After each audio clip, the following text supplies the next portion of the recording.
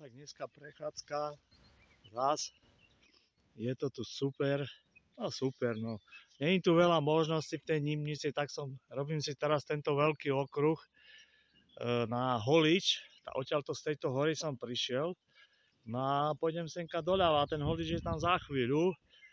Ale na bicykel je to tu parádne, na bike.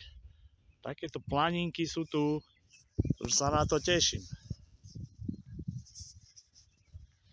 No, super, dobre, že som sa išiel prejsť. Hlásili dneska, neviem, do 12. tak uvidím.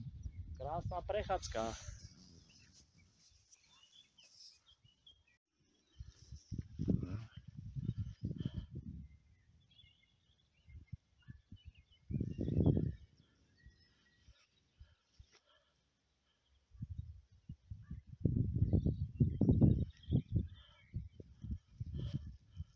Smer Holič.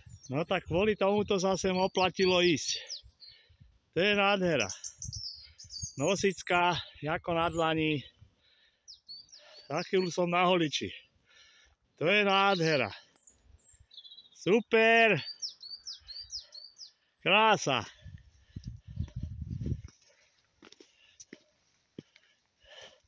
To nemá chybu.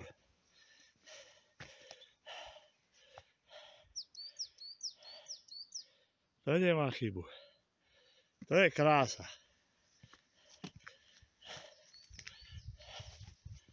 Paráda. Áno, to vzadu máme Puchov.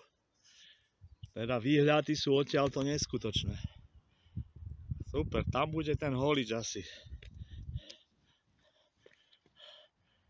No, tu máme vlák, samotnú Nosickú. Nádhera, nádhera.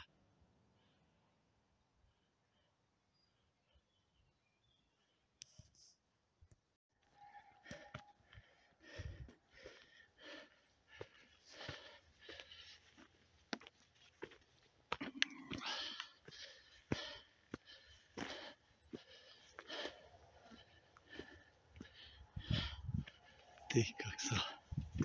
To je paráda. Som na Holiči. Krása. Puchov vzadu. Super, super.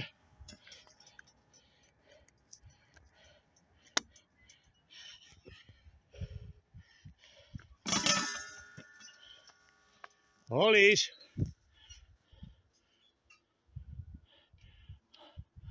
Je to nádhera.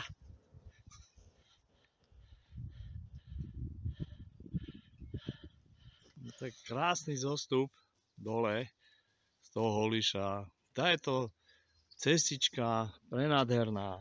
Kľudne aj na bike. Je to ozaj super.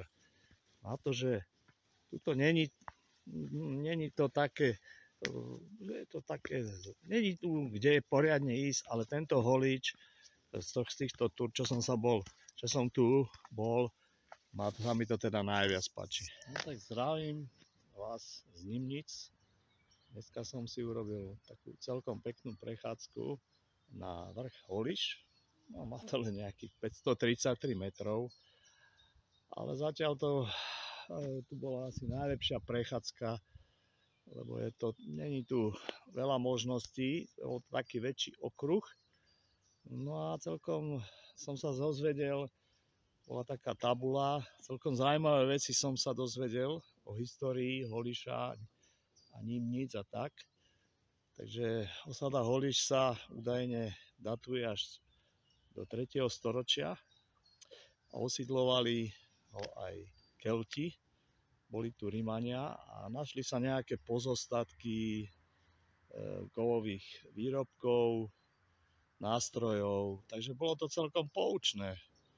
Takže vrelo doporučujem a týmto pozdravujem aj moju rodinku zatiaľ.